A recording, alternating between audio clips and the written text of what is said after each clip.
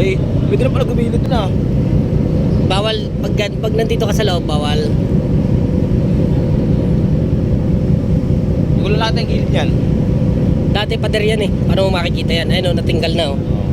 Tsaka pababaw yan dati, hindi ganyan kalal. Hindi yan, malalim yan dati, hindi ganyan Tayo kababaw. bata pala naliligo, no? Diyan marami sila sa gilid na yan, sa pamana. Oo.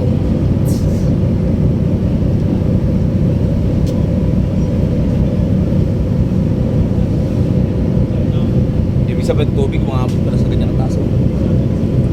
Pag high tide siguro yung talagang bagyo. Oo.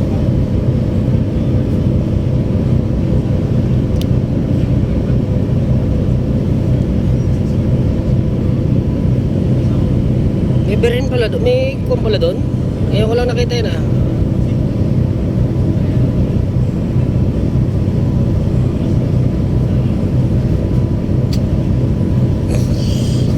Good times.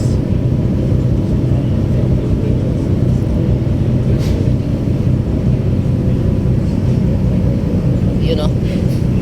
Gwapo ng optimal.